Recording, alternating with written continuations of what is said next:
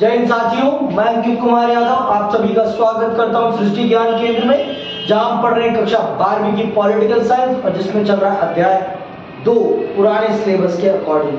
नए सिलेबस के according chapter 1 है और इसका नाम है दो ध्रुवीयता का अंत। ये दो ध्रुवीयता क्या है, लास्ट क्लास में मैंने समझाया है, वैसे आपको मैं फिर से थोड़ा सा रिपीट कर रहा हूं। आप सब जानते हैं कि दुनिया शीत युद्ध में है। दुनिया कब से कब तक, लिख लो इसको, कब से कब तक, 1945 से लेकर 1991 का ये जो समय काल है, ये समय काल क्या कहलाया है? शीत युद्ध। क्या कहलाया है? शीत युद्ध। शीत युद्ध। और शीत युद्ध में दो ताकतें लड़ रही हैं। कौन कौन? USA versus USSR। ये दो ताकतें लड़ रही हैं। इन दो ताकतों के बीच में मुकाबला है। और आपको मैंने लास्ट क्लास में समझाया कि सोवियत प्रणाली क्या है, सोवियत प्रणाली कैसे काम करती है, उसके अंदर क्या खूबियां हैं और क्या खामियां हैं। खूबियां किस प्रकार की हैं, खामियां किस प्रकार की हैं। आप सब जानते हैं कि सोवियत संघ में किसी भी प्रकार का क्या नहीं, कंपटीशन नहीं है, किसी भी प्रकार की प्रतिस्पर्धा नहीं है। कोई एक चीज अगर कोई इस पेन को बना रहा है तो सिर्फ एक ही कंपनी बना रही है। जब एक कंपनी बनाएगी तो क्या होगा, वो जैसा बनाएगी आपको वैसा ही लेना पड़ेगा। मान लो पूरे गांव में एक ही दूध वाला है, पूरे गांव में एक ही दूध वाला है, उसके अलावा कोई और दूध वाला नहीं है गांव में, तो वो चाहे जितना पानी मिलाए, चाहे जितना घटिया दूध दे, सबको उसी का दूध लेना पड़ेगा। मजबूरी है भाई, उसके अलावा तो आप कुछ नहीं कर सकते। तो यही सोवियत प्रणाली में सबसे बड़ी कमी थी कि वहां पर कंपटीशन नहीं थी। अब मान लो आपके पास 3-4 दूध वाले हैं, अगर ये खराब देगा तो आप दूसरे से ले लो। ये होती है मार्केट इकोनॉमी की सबसे बड़ी क्या खूबी, कि वहां पर विकल्प होते हैं आपके पास। वहां पर आपके पास विकल्प होते हैं कि आप जिसे चाहें उसे चुन सकते हैं और उसका चीज आप ले सकते हैं और उपभोग कर सकते हैं। लेकिन इसमें सोशलिस्ट या समाजवादी प्रणाली में कंपटीशन नाम की कोई चीज नहीं होती और सभी चीजों पर सरकार का एक अधिकार होता है, आपकी कोई व्यक्तिगत संपत्ति नहीं होती। आपको मैंने बताया कि सोवियत संघ के संस्थापक कौन है? लेनिन है। कौन है? लेनिन। याद रखना, पहला है लेनिन। आप लिखिए शासकों के नाम और समय के साथ। तो सबसे पहले आते हैं आपके व्लादिमीर लेनिन। इनका समय काल क्या है? इनका समय काल है आपका 1917 से लेकर 1924। 1917 से लेकर 1924। ये किसका समय काल है? ये है लेनिन का समय काल। लेनिन है आपके यूएसएसआर के संस्थापक। कौन है? संस्थापक, फाउंडर ऑफ यूएसएसआर। फिर उसके बाद आते हैं जोसेफ स्टालिन। कौन है? जोसेफ स्टालिन, जो संभालते हैं सत्ता को कब से कब तक? 1924 से लेकर 1953 तक। और यही व्यक्ति है जो सोवियत संघ को सच में एक डिक्टेटरशिप वाला देश बनाता है। कौन? Joseph Stalin. स्टालिन ही वो व्यक्ति है जो शीत युद्ध को पैदा करने में बहुत बड़ी भूमिका निभाता है। क्योंकि आप सब जानते हैं कि दूसरा विश्व युद्ध कब समाप्त हुआ है? दूसरा विश्व युद्ध समाप्त हुआ है 1945 में। और उस समय यूएसएसआर का शासक कौन था? उस समय यूएसएसआर का रूलर था स्टालिन। राष्ट्रपति उस समय कौन था? स्टालिन। तो स्टालिन ही उस घटना को जन्म देता है जिस घटना को हम क्या कहते हैं? शीत युद्ध कहते हैं। क्या कहते हैं? शीत युद्ध। इसका जन्म कौन है? स्टालिन है। Stalin, Joseph Stalin. ठीक है। फिर उसके बाद यहाँ का राष्ट्रपति कौन बनता है? यहाँ का राष्ट्रपति बनता है निकिता क्रुश्चेवा। इसका नाम याद है कि नहीं है? इसका नाम कहाँ आता है? निकिता क्रुश्चेवा का नाम कब आता है? 1962। 1962 में क्या होगा? 1962 में होगा क्यूबा मिसाइल संकट। और क्यूबा मिसाइल संकट के समय यूएसएसआर का राष्ट्रपति कौन होता है? निकिता क्रुश्चेवा। और अमेरिका का राष्ट्रपति कौन होता है? John F Kennedy. इसीलिए तो बोल रहा हूं थोड़ा सा पहला चैप्टर पढ़ना बहुत जरूरी है। और जो पता नहीं सीबीएसई किस मानसिकता के साथ चैप्टर को काटा है, लेकिन आप अगर नहीं पढ़ेंगे तो आपका ज्ञान जरूर आधा कट जाएगा। तो जरूर पढ़ के चले। पहले चैप्टर में क्यूबा का राष्ट्रपति कौन था और कब हमला हुआ, ये सारी चीजें आपको टिप पे रहनी चाहिए, आपकी उंगलियों पे रहनी चाहिए कि पता होना चाहिए कि कब क्या हुआ है, जिससे कि आप आसानी से उन सब चीजों को बता सकें और समझा सकें। नहीं तो बता भी नहीं पाएंगे और समझा भी नहीं पाएंगे और तमाचा खा के घर को चले जाएंगे। आगे सुनिए। फिर उसके बाद यहाँ का शासक कौन बनता है? लियोनिड वेंजाइनेव कब से कब तक रहता? 1964 से लेकर 1982 तक। ये सबसे लंबे समय तक रहता है। कौन? आपका लियोनिड वेंजाइनेव। फिर इसके बाद बनता है कौन? इसके बाद बनता है मिखाइल गोर्बाचेव। और इसी को चल रहे हैं हम आज समझने। यहां पर लिखा है ना गोर्बाचेव और सोवियत संघ का विघटन। तो गोर्बाचेव वो कौन सी नीतियां अपनाता है जिसके कारण, फिर से सुन लो, गोर्बाचेव वो कौन सी नीतियां अपनाता है जिसके कारण आपके सोवियत संघ का विखंडन हो जाता है? देखो कभी कभी कुछ अच्छा करने में जाते हैं ना, खराब हो जाता है। तो ये व्यक्ति भी अच्छा करने का सोचता है लेकिन सब खराब हो जाता है, सब खराब हो जाता है। इसकी नीयत खराब नहीं थी, ये कुछ गलत करना नहीं चाहता था, ये सब कुछ अच्छा करना चाहता था। सोवियत संघ को भी अमेरिका की तर्ज पर एक विकसित देश बनाने का सोच रहा था। जिस प्रकार की आजादी अमेरिकी देशों के बीच पास थी, अमेरिकी गुट के देशों के पास थी, उसी प्रकार की आजादी, उसी प्रकार की सहूलियत ये सोवियत संघ के देशों और उसके सहयोगी देशों और सोवियत संघ की जनता को भी देना चाहता था। परंतु जो नेता थे, जो कम्युनिस्ट पार्टी के नेता थे, कम्युनिस्ट पार्टी ही सोवियत संघ की राजनीति का क्या है? आधार है। सोवियत संघ किसके दम पर चलता था राजनीतिक तौर पर? कम्युनिस्ट पार्टी के दम पर। और कम्युनिस्ट पार्टी के जो लोग ताकत में थे ना इतने समय से, वो लोग कभी नहीं चाहते थे कि सामान्य जनता को फिर आजादी मिले या उनको ये अधिकार मिले कि वो हमसे क्वेश्चन कर सके। देखो कोई भी ताकतवर व्यक्ति ये नहीं चाहता कि उससे कोई प्रश्न करे, उससे कोई प्रश्न करे। कोई भी ताकतवर व्यक्ति ये नहीं चाहता। जैसे हमारे देश में माननीय प्रधानमंत्री कभी प्रेस कॉन्फ्रेंस इसीलिए नहीं करते क्योंकि जब प्रश्न होंगे और उसका उत्तर नहीं देंगे तो फजीहत हो जाएगी। विश्व में कहीं भी जाते हैं हमारे प्रधानमंत्री जी, कभी प्रेस कॉन्फ्रेंस नहीं करते, प्रेस वार्ता कभी नहीं करते, सिर्फ इसीलिए क्योंकि वो प्रश्नों के उत्तर देना पसंद नहीं करते।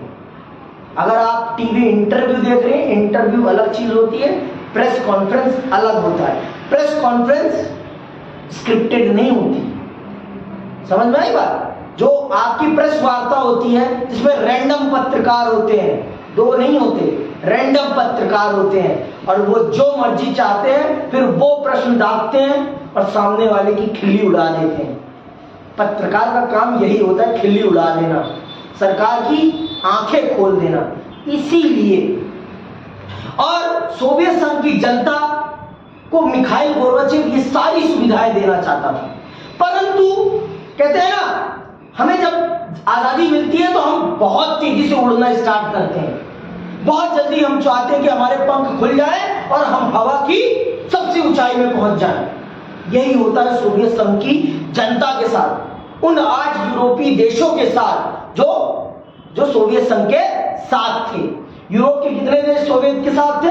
8। याद रखना है ये, यूरोप के कितने देश सोवियत के साथ थे? 8। यूएसएसआर के साथ कितने यूरोपीय देश थे? 8। और इन्हें क्या कहा जाता था? पूर्वी यूरोप के देश। क्या कहते थे इन्हें? पूर्वी यूरोप के देश। और अमेरिका के साथ कितने थे? 12 थे। कितने थे? 12। और इन सब देशों को क्या कहा जाता था? नाटो या पश्चिमी देश कहा जाता था। ठीक है, ये अमेरिकी खेमे के 12 और यूरोपीय खेमे के सोवियत खेमे वाले देश कितने थे? 8। और इनको क्या कहा जाता? पूर्वी यूरोप के देश या सोवियत खेमे के देश। आराम से सोवियत खेमे के देश कहा जाता था। ज्यादा दिक्कत नहीं लेनी, ये बात धीरे धीरे समझना है इन सब चीजों को बहुत आराम से, ठीक है। तो जब ये जो हमारा गोर्बाचेव है, ये चाहता था कि चीजें खुल जाए और लोगों को स्वतंत्रता मिल जाए, लोग आजादी भरा जीवन जी सके, ये सब चाहता था ये व्यक्ति। ये किसी भी प्रकार की बंदिशें नहीं चाहता था। जिस प्रकार से ये भी चाहता था कि शीत युद्ध समाप्त हो जाए और दोनों महाशक्तियों में मित्रतापूर्ण रिश्ते भी बन जाए, लेकिन अमेरिका ये नहीं चाहता था। अमेरिका तो इसे अपने पांव के नीचे रौंद कर इसका अस्तित्व मिटाना चाहता था। ये जो भावना आ जाती है ना हमारे अंदर कि हम सामने वाले से मित्रता नहीं, उसको हम नस्तो नाबूद जब तक नहीं कर देंगे तब तक हम नहीं मानेंगे। अमेरिका में ये भाव आ गया था। और सोवियत खेमे के जो नेता थे, जो कम्युनिस्ट पार्टी के नेता थे, वो अपनी ताकत को छोड़ना नहीं चाहते थे, तो वो मिखाइल गोर्बाचेव के खिलाफ विद्रोह कर देते हैं। वो मिखाइल गोर्बाचेव के खिलाफ विद्रोह कर देते हैं और उसे सत्ता से उतार देते हैं और फिर दूसरे व्यक्ति को वहां का राष्ट्रपति बना देते हैं। फिर वो उसी प्रकार की बंदिशें लादना प्रारंभ कर देता है जिस प्रकार की बंदिशें पहले से थी। कहां पर? यूएसएसआर में। लेकिन एक बार कहते हैं ना, एक बार शेर को गर्म खून उसके मुंह लग जाता है तो फिर वो ठंडा मांस नहीं खाता। तो वही हाल होता है सोवियत संघ की जनता के साथ। अब उनको लग गया था गर्म खून, अब वो किसी भी कीमत पर फिर उस चार दीवारी वाली जिंदगी में जाना नहीं चाहते थे। फिर उन्होंने विद्रोह कर दिया, बर्लिन की दीवार तोड़ दी और बर्लिन की दीवार का टूटना सोवियत संघ के विखंडन का कारण माना जाता है और वहीं से सोवियत संघ टूटता चला जाता है। चलिए सुनते हैं और समझते हैं कि क्या है गोर्बाचेव की भूमिका सोवियत संघ के विखंडन में। आइए पढ़ते हैं एनसीईआरटी से और समझते हैं विस्तार पूर्वक। विश्व की दूसरी सबसे बड़ी मिखाइल गोर्बाचेव ने इस व्यवस्था को सुधारना चाहा। मिखाइल गोर्बाचेव ने इस व्यवस्था को सुधारना चाहा जिसमें करप्शन बड़े स्तर पर, समानता की बात होती थी कि लोग सब समान हैं, आप भी समान है, मैं भी समान हूं, ये भी समान है, लेकिन समानता थी नहीं। जो राजनीतिक ओहदे पर लोग थे, जो सरकारी ओहदे पर लोग थे, वो बहुत ज्यादा अमीर थे, उनके पास राजनीतिक ताकत बहुत थी। लेकिन सोवियत संघ का निर्माण किस आधार पर हुआ था कि हम सब समान हैं, लेकिन समानता दिखाई नहीं पड़ रही थी और लोगों के मुंह पे ताले लगा दिए गए थे। लोगों के मुंह पे क्या लगा दिए गए थे? ताले, कि आप कुछ नहीं बोल सकते। आगे सुनिए आप। वे 1980 के दशक के मध्य में सोवियत संघ की कम्युनिस्ट पार्टी के महासचिव बने। अंडरलाइन कर लो ये चीज। वे 1980 के दशक के मध्य में सोवियत संघ की कम्युनिस्ट पार्टी के महासचिव बने। कब बने? हम डायरेक्ट तिथि को जान लेते हैं।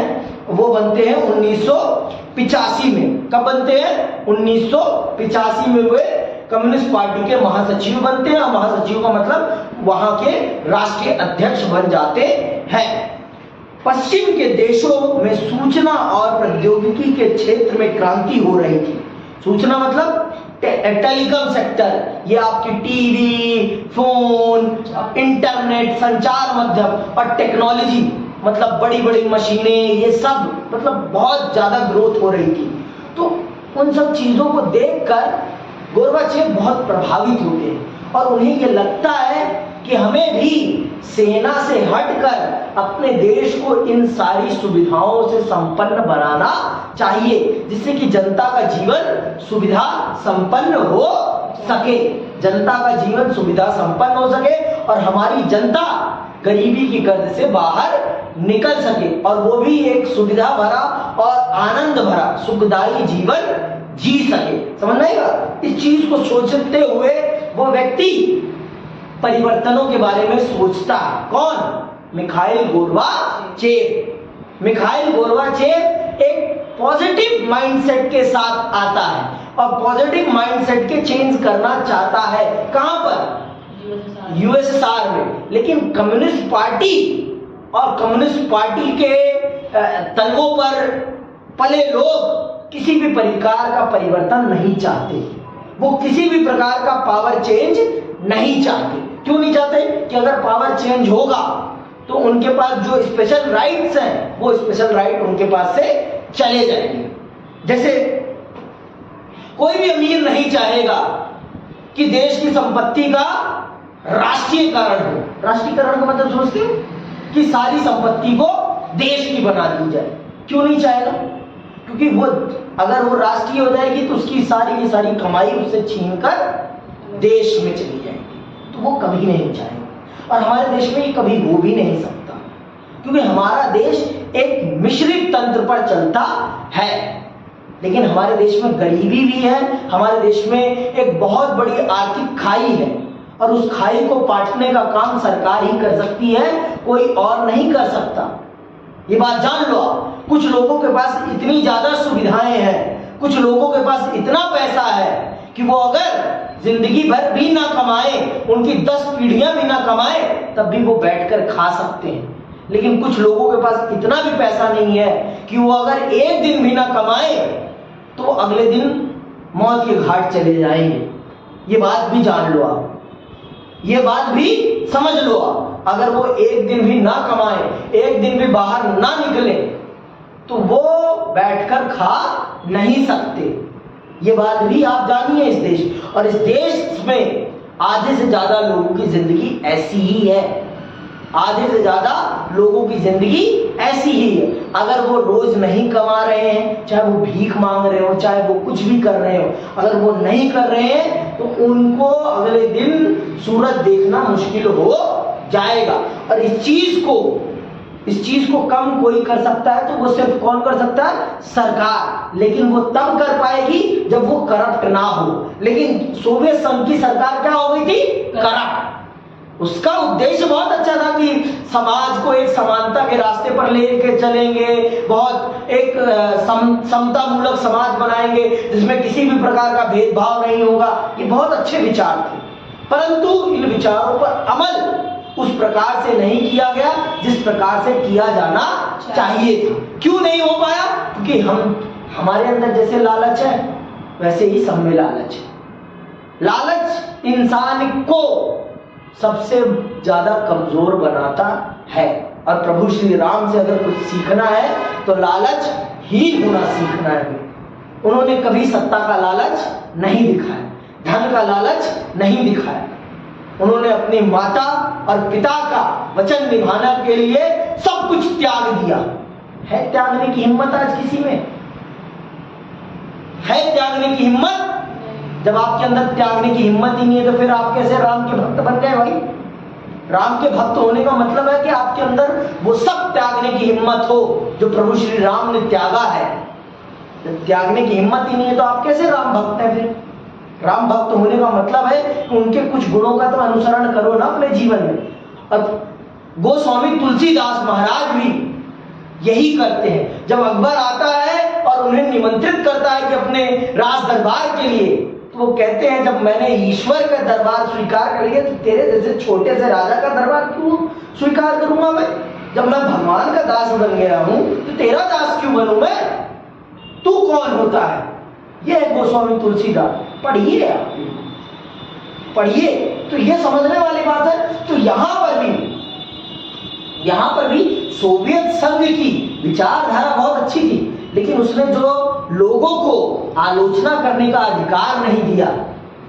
देखो, आलोचना होना बहुत ज्यादा जरूरी है। आपके अंदर जो गलतियां हैं, उन गलतियों को अगर कोई बताने वाला नहीं होगा ना, तो आप अपने अंदर वो गलतियां कभी सुधार नहीं सकते। इसीलिए तो गुरु चाहिए ना। गुरु कुछ नहीं करता, बस आपकी गलतियां आपको बताता है। इसीलिए तो एक लोकतंत्र में विपक्ष चाहिए भाई, कि वो सरकार की गलतियां उसे बताए कि सरकार आप इस रास्ते पर जा रहे हैं तो ये गलत रास्ता है। आपको लग रहा होगा ये सही है, परंतु ये सही नहीं है। आप सत्ता की हनक में गलत तरफ जा रहे हैं। पर यही चीज कहां नहीं था, यही चीज यहां पर नहीं था। कहां? सोवियत संघ में। सोवियत संघ में इसी की कमी थी। और लोकतंत्र में यही तो खूबी होती है कि वो गलत तरफ जाने नहीं देता। जैसे चीन में लोकतंत्र नहीं है, तो चीन की सरकार जो भी करती है लोगों को चुपचाप उसे स्वीकार करना पड़ता है, चाहे या ना चाहे। समझ में आई बात? चाहे या ना चाहे उन्हें स्वीकार करना पड़ता है। परंतु ये चीज अमेरिका में नहीं है। अमेरिका के लोग भी खुश हैं। आप चीन के लोगों से ये अपेक्षा नहीं कर सकते कि वो खुश है। बुश खुश नहीं है, उनके ऊपर बहुत ज्यादा दबाव है, बहुत ज्यादा दबाव है। यही चीज यहां पर भी है, यही चीज यहां पर भी था। इतने सालों तक उनके ऊपर एक बहुत बड़ा दबाव पड़ गया था, इतने सालों में। भाई एक ना एक दिन तो गुस्सा फूटेगा, मौका मिलेगा तो फिर वो गुस्सा फूटेगा। ये बात समझो आप। मौका मिलेगा मुझे तो मैं भी मारूंगा। ये मत सोचना कि मैं छोड़ दूंगा, कोई किसी को नहीं छोड़ता। मौका मिलने पर हर व्यक्ति दूसरे व्यक्ति को एकदम दबा के ढूंढता है। जनता भी इतने दिन से दबी दबी महसूस कर रही थी और गोरबाचेव ने वो मौका दिया जनता को। लेकिन गोरबाचेव की मानसिकता समाज का शोषण करने की नहीं थी, स्टालिन की तरह। वो समाज का उद्धार ही करना चाहता था, समाज का विकास ही करना चाहता था। लेकिन समाज उसके उद्देश्यों को समझ नहीं पाया, समाज उसके उद्देश्यों को समझ नहीं पाया। और इसी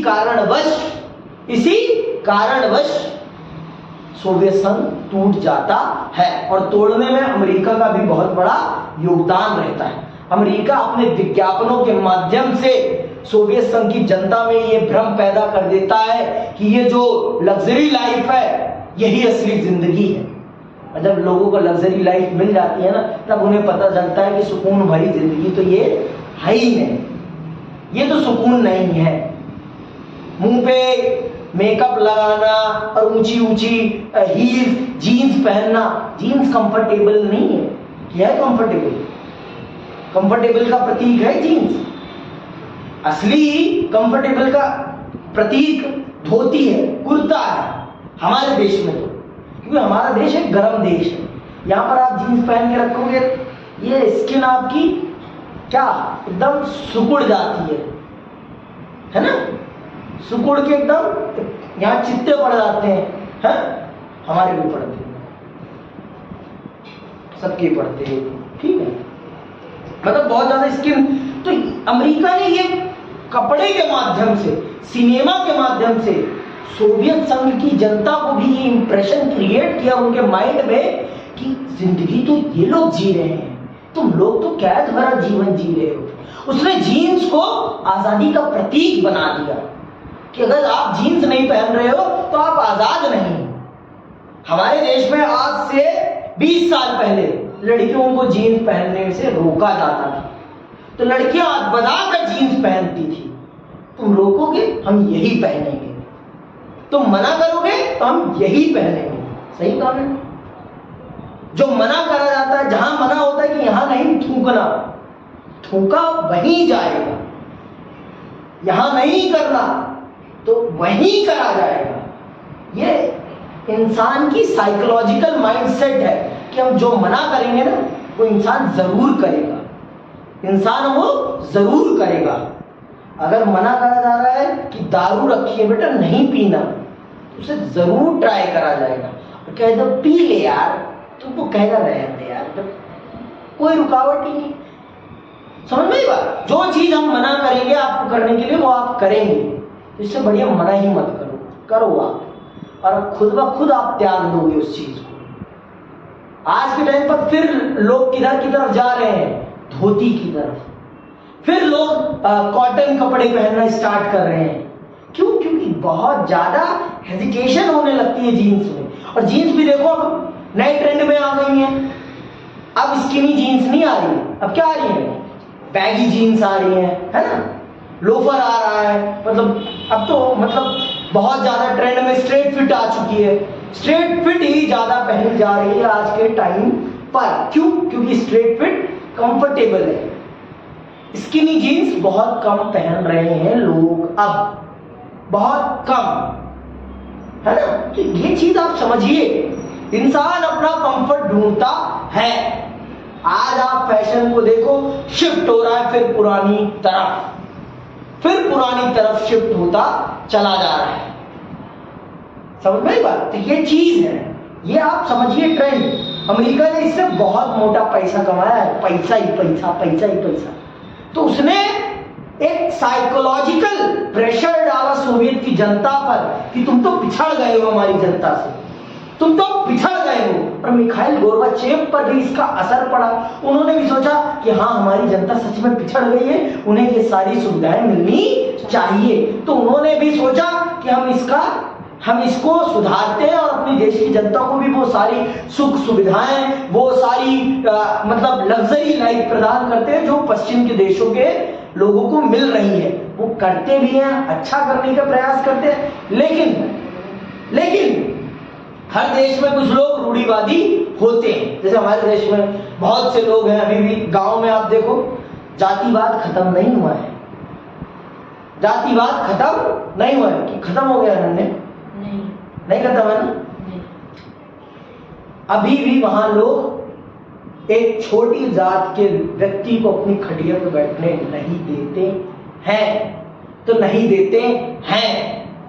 तो वैसे ही सोवियत में भी था, जो लोग नहीं चाहते थे कि सोवियत का सिस्टम बदले, तो वो फिर मिखाइल गोर्बाचेव के खिलाफ ही खड़े हो जाएंगे। मिखाइल गोर्बाचेव की पार्टी के लोग ही उसके खिलाफ खड़े हो जाएंगे और उसके इन परिवर्तनों पर लोग रोक लगाने का प्रयास करने लगेंगे। लेकिन जब एक बार जंजीर से परिंदा आजाद होता है पिंजरे से, तो फिर वो पिंजरे में नहीं आता। तो सबसे पहले यूरोप के ये 8 देश सोवियत खेमे से अपना लगाव तोड़ना स्टार्ट करते हैं बर्लिन की दीवार के टूटने के बाद। और फिर धीरे धीरे पूरा का पूरा सोवियत संघ टूट जाता है। सोवियत संघ में कितने देश हैं, कितने गणराज्य हैं? 15 गणराज्य। और फिर 15 के 15 टूट के बिखर जाते हैं। और पूरे सोवियत की जिम्मेदारी किसको मिलती है? रूस को। किसको? रूस उसका उत्तराधिकारी बनता है। कौन बनता है? उत्तराधिकारी। अर्थात जितनी भी संधियां यूएसएसआर ने करी है, उन सब संधियों को निभाने की जिम्मेदारी किसकी है? रूस की। और सच में रूस ही असली यूएसएसआर था। आप भी जानते हैं कि पूरे 15 गणराज्यों में चलती किसकी थी? रूस की। यहीं से आएगा, पेपर में आएगा। ठीक है, आगे सुनो। कहां तक आ गए थे? पश्चिमी देशों में सूचना और प्रौद्योगिकी के क्षेत्र में क्रांति हो रही थी और सोवियत संघ को इसकी बराबरी में लाने के लिए सुधार जरूरी हो गए थे। गोर्बाचेव ने पश्चिम के देशों के साथ संबंधों को सामान्य बनाने, सोवियत संघ को लोकतांत्रिक रूप देने, अंडरलाइन कर ये बातें, सोवियत संघ को मतलब पश्चिम के देशों के साथ सामान्य रिश्ते बनाने अथवा उनके साथ अपने देश को लोकतांत्रिक रास्ते पर ले जाना। अब बताओ, कम्युनिस्ट पार्टी चाहेगी, वो लोग चाहेंगे जो एक लंबे समय से राज करते आ रहे हैं, वो चाहेंगे कि उनके हाथ से शासन चला जाए? अगर आपको ही मैं मौका दे दूं, आपको एक बार मैं राजशाही दे दूं, तो आप सिंहासन से हटना चाहेंगी? आप सुख सुविधाओं भरा जीवन छोड़ना चाहेंगी? कोई नहीं छोड़ना चाहेगा। तो कम्युनिस्ट पार्टी के लोग भी नहीं चाहते थे। इसीलिए वो गोर्बाचेव के खिलाफ खड़े हो जाते हैं कि भाई तू ये क्या कर रहा है, तो हमारी सुख सुविधाएं वो हमसे छीन रहा है, और ये सुख सुविधाएं चली जाएंगी तो हमारा जीवन कैसा हो जाएगा? समझ में आई बात? आगे सुनो, पता चलेगा। लोकतांत्रिक रूप देने और वहां सुधार करने का फैसला किया। इस फैसले की कुछ ऐसी भी परिणतियां रही जिनका किसी को कोई अंदाजा नहीं था। अंडरलाइन करो। पूर्वी यूरोप के देश सोवियत खेमे के हिस्से थे। आप सबको पता है पूर्वी यूरोप के कितने देश सोवियत खेमे के हिस्से थे? 8। पूर्वी यूरोप के कितने देश सोवियत खेमे के हिस्से थे? 8 सोवियत खेमे के हिस्से थे। इन देशों की जनता ने अपनी सरकारों और सोवियत नियंत्रण का विरोध करना शुरू कर दिया। गोर्बाचेव के शासक रहते सोवियत संघ ने ऐसी गड़बड़ियों में उस तरह का हस्तक्षेप नहीं किया जैसा अतीत में होता था। पहले क्या होता था कि अगर गलती से भी कोई विद्रोह करता था तो उसका सर उसके धड़ से अलग कर दिया जाता था। लेकिन गोर्बाचेव के शासनकाल में जब पूर्वी यूरोप के देशों ने सोवियत सरकारों के खिलाफ आंदोलन किया तो बाबू गोरबा ने उस प्रकार से रिएक्ट नहीं किया जिस प्रकार का रिएक्शन पहले की सरकारें देती थी। सेना भेजकर वहां पूरा कंट्रोल कर देती थी, वो नहीं किया। किसने? गोर्बाचेव। क्यों? गोर्बाचेव एक उदार व्यक्ति था, एक लिबरल व्यक्ति था। वो लोगों की आजादी को उस प्रकार से छीनना पसंद नहीं करता था जिस प्रकार से कौन छीनता था? स्टालिन। स्टालिन ने तो पूरी एक सेना बना रखी थी जो लोगों को मार डालती थी, जो उसका विरोध करती थी। मतलब एक पर्टिकुलर सेना ही थी उसकी जो ऐसे लोगों को मौत के घाट उतारती थी जो स्टालिन के खिलाफ बोलने की कोशिश करते थे। उनको मौत के घाट उतार के पहले ही पनपने से पहले ही दबा के खत्म कर देती थी। समझ में आई बात? तो स्टालिन ऐसा व्यक्ति था। आगे सुनो। तो गोर्बाचेव ने उस प्रकार से इन पर नियंत्रण नहीं स्थापित किया जैसा कि स्टालिन और अन्य सोवियत नेता करते थे। गड़बड़ियों हस्तक्षेप नहीं। पूर्वी यूरोप की साम्यवादी सरकारें एक के बाद एक गिर गई, एक के बाद एक गिर गई। कहां की? पूर्वी यूरोप की साम्यवादी सरकारें। सोवियत संघ के बाहर हो रहे इन परिवर्तनों के साथ साथ अंदर भी संकट गहराता जा रहा था और इससे सोवियत संघ के विघटन की गति और तेज हुई। गोर्बाचेव ने देश के अंदर आर्थिक राजनीतिक सुधारों और लोकतंत्रीकरण की नीतियां चलाई। इन सुधार नीतियों का कम्युनिस्ट पार्टी के नेताओं द्वारा विरोध किया गया। तो पार्टी के अंदर ही विरोध होने लगा। ये सारी सुधार नीतियों का पार्टी के अंदर से ही विरोध होने लगा कि हम इस प्रकार के सुधार को सपोर्ट नहीं करते। क्यों नहीं करते? क्योंकि अगर ये सुधार हो जाएंगे तो जो उनके पास स्पेशल राइट्स थे, जो वो रूल कर रहे थे इतने सालों से, उनका रूल चला जाएगा।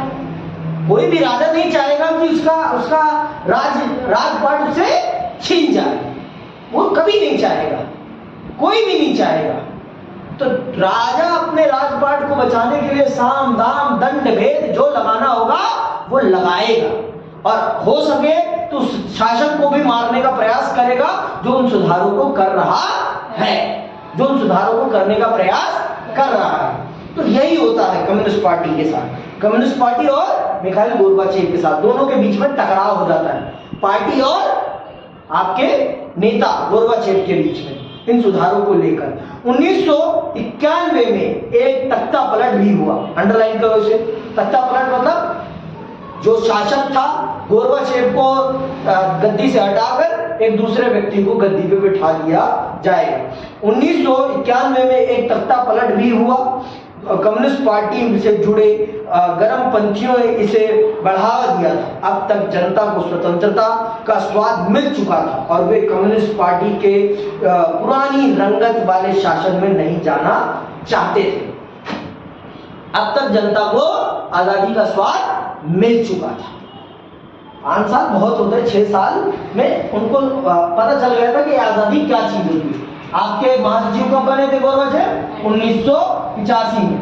और 91 तक इन 5 सालों में जनता को आजादी का स्वाद मिल चुका था और आजादी का आनंद उठा चुकी थी जनता। तो अब जनता फिर उस काले घने बादलों वाले देश में जाना नहीं चाहती। ठीक है, अब वो उस काले घने बादलों वाले देश में नहीं जाना चाहती थी जहां पर उनको खुले तौर पर सांस लेने की भी आजादी नहीं थी, उन्हें कुछ बोलने तक की आजादी नहीं थी। अब एक बार पंछी पिंजरे से निकल चुका था, अब वो फिर पिंजरे में जाना नहीं चाहता था। तो फिर क्या होता है इस तख्ता पलट के बाद? सुनना बहुत ध्यान से। क्या होता है ये यल्तसीन ने इस तख्ता पलट के विरोध में महत्वपूर्ण भूमिका निभाई और वे नायक की तरह उभरे। अंडरलाइन कर लो, यल्तसीन ने इस तख्ता पलट के विरोध में महत्वपूर्ण भूमिका निभाई और वे नायक की तरह उभरे। रूसी गणराज्य ने, जहां बोरिस यल्तसीन ने आम चुनाव जीता था, केंद्रीकृत नियंत्रण को मानने से इनकार कर दिया। सत्ता मॉस्को से गणराज्यों की तरफ खिसकने लगी। ऐसा खासकर सोवियत संघ के उन भागों में हुआ जो ज्यादा यूरोपीकृत थे और अपने को संप्रभु राज्य मानते थे। आश्चर्यजनक तौर पर मध्य एशियाई गणराज्यों ने अपने लिए स्वतंत्रता की मांग नहीं की। वे सोवियत संघ के साथ ही रहना चाहते थे। सन 1991 के दिसंबर में यल्तसीन के नेतृत्व में सोवियत संघ के 3 बड़े गणराज्य रूस, यूक्रेन और बेलारूस ने सोवियत संघ की समाप्ति की घोषणा की। कम्युनिस्ट पार्टी प्रतिबंधित हो गई और पारिवर्ती सोवियत गणराज्यों ने पूंजीवाद तथा लोकतंत्र को अपना आधार बनाया।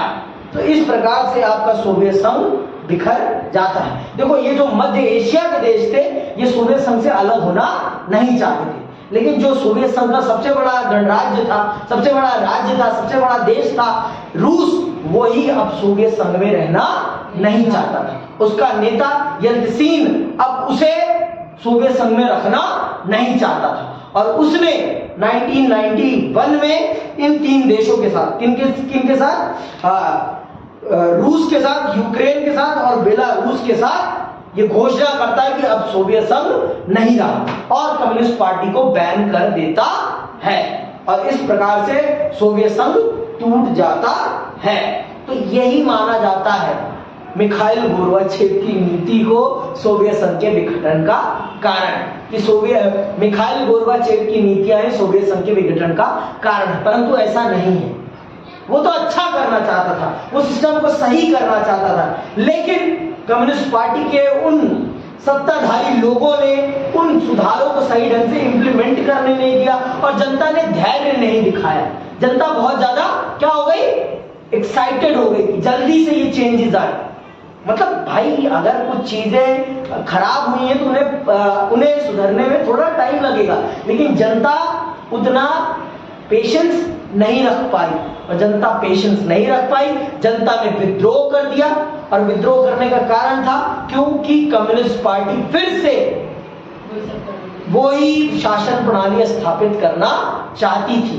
तो जनता इस चीज को बर्दाश्त नहीं कर पाई और जनता ने अपना विद्रोह प्रकट करके सोवियत संघ को टुकड़ों में तोड़ दिया। और सबसे पहले टूटना कहां से स्टार्ट होता है, पूर्वी यूरोपीय देशों से। सबसे पहले आपकी बर्लिन की दीवार गिराई जाती है और उसके बाद पूरा का पूरा सोवियत संघ टूट जाता है। कब बर्लिन की दीवार गिरी है, 1989, है ना?